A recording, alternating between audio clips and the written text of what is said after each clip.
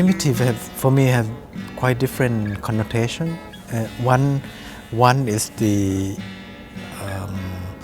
way of the place that it's been kind of stuck in time, that you're not moving forward, and this memory, the brutal memory, is just there, and the way that people were treated during that time in the 60s to the early 80s are so primitive. The way that people deems human life, yeah, and when you think about what's going on now in Thailand, it's still not so progress. It's still there.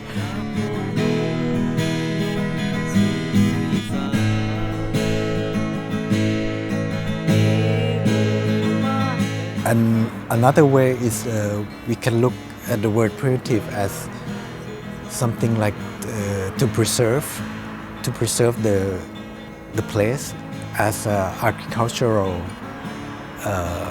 community. Yeah, like when you see the two screens work, it's talking about dream of the future. But when you listen to the dream, it becomes really primitive society in the future. So in fact, utopian space is not really have to be shiny. It doesn't have to be, high tech. But maybe in the future, it's coming back to agricultural based society.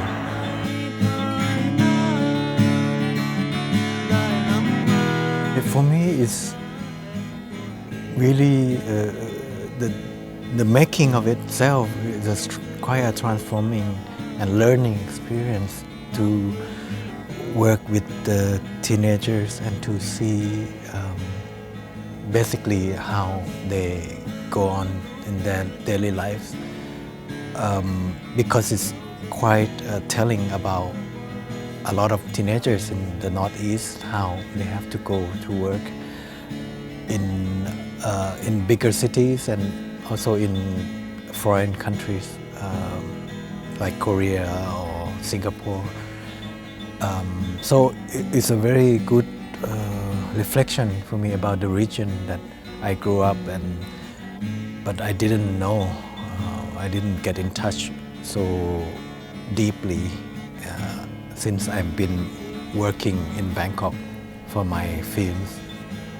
I think the process is really improvisational, because it's mixture of those things. Sometimes it's pretty mix of what we want to do. Like the Phantoms of Nabur, when the fireball kicking, that's quite planned, that we want to have this setting and this fluorescent light, and because we want to reflect different kind of lights, yeah, they're playing natural, artificial. So that's planned, but sometimes something like in the two-screen primitive, it was not planned. It's just going out every night and had fun. So it's a mixture of that. After living in this village, the fire has become quite a prominent element. That you use the fire, with the harvest. You clear up the land before every year for that, and talking about the burning of houses and things in the past, the history. So I was thinking of this relationship between pleasure and pain, something very positive and negative, and all these things that has been very prevalent in my work.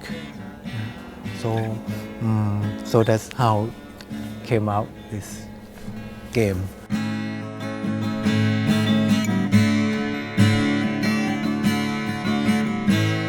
That's come from the name of the song, I'm Still Breathing. Yeah. I like this band, Modern Dog is a kind of pop rock band, and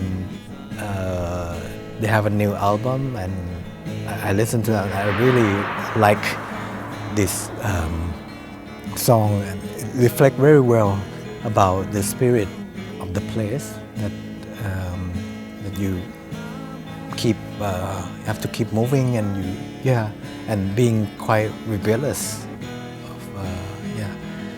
So I imagine that to bring the singer to the place, and he's a well-known singer. So, but in reality, he will never go to this place. So it's good that the project facilitate this to happen.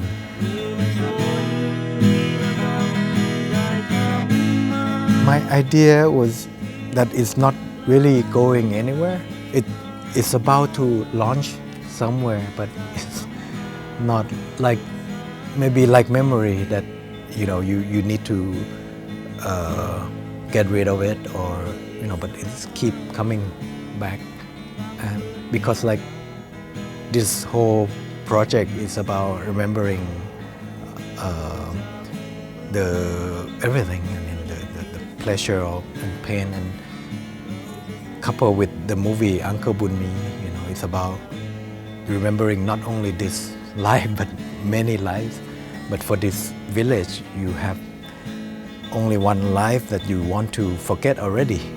So this kind of contrast of Uncle Bunmi. So this kind of cycle of how things come back to haunt you.